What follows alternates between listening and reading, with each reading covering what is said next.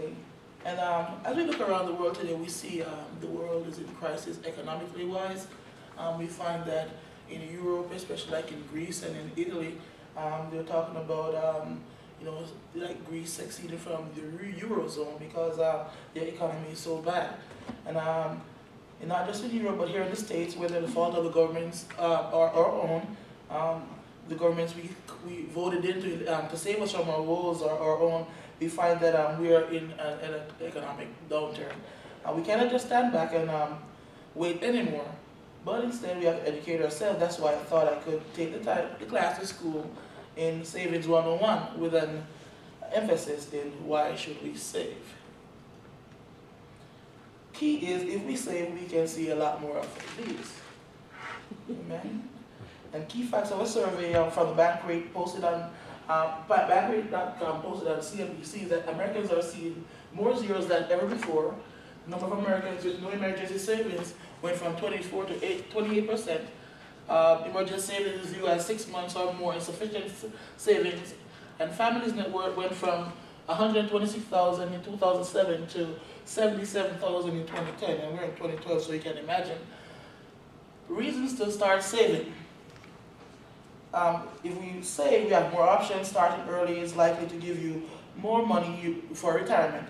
Having money in the bank allows you to better weather problems. And you find that saving can, point two, that you find that savings can act as a cushion when emergencies or situations occur in life. While you may not be able to replace everything in life, it feels good to know that you are prepared to handle crises. Need I say more?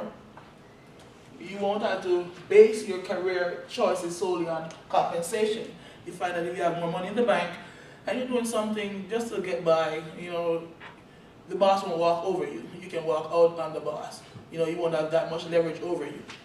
And also, there are some dumb excuses why. I don't think I have it on it. Help. Click right inside the current box. I think I wandered from it. Click right inside the box here. Right inside it is to start saving. Go in there, click. I don't know the arrows Just are. click. Here and There you go. Whew. You think I never done this before. Okay. Some dumb excuses just why not to start saving. I can't afford or save to save or make it. I don't make enough. Points 1 and 2. People work hard and believe that they have to live in a certain neighborhood and drive a certain car. So, but when you fail to save over the small amount may be, the house and our car payment, you have become like a cancer. You just want to get out of it. And another point is I'll earn more money in the future, so I'll save then. The problem this creates is that people think that tomorrow might be rosier, not knowing that what the future holds. And a famous Jamaican saying we have is, I'm not going to give you in patois, I'm going to say it in English, trouble do not set up like the rain, meaning you cannot tell when the rain is going to, you can tell when the rain is going to come because the sky shows a sign, but trouble does not send you a sign. The horizon cannot tell you. And another point is I'm too old to start saving. It's never too old to start saving money at any age, period. And another point is I'm expecting a big inheritance. Having a well-off parent can create some unrealistic expectations for some people.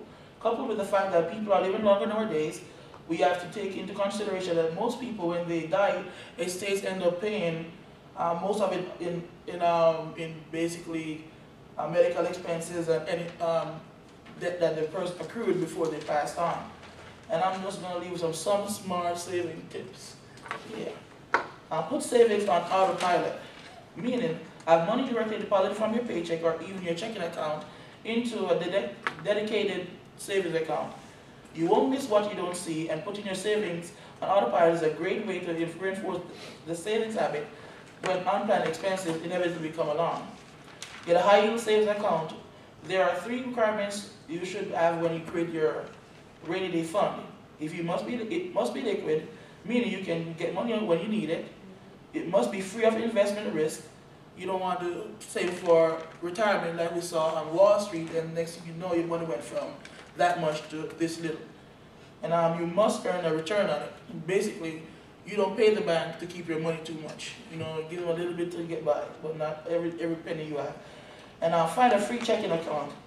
Having a wrong checking account can take hundreds of hard-earned dollars out of your pocket every year. Look for an account that charges no monthly service fees and doesn't require a minimum balance.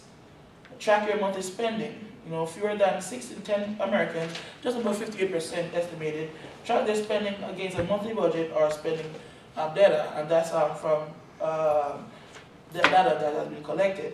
Getting a handle on your spending helps in two ways. You determine where you should cut back and helps to maximize your saving efforts. And also,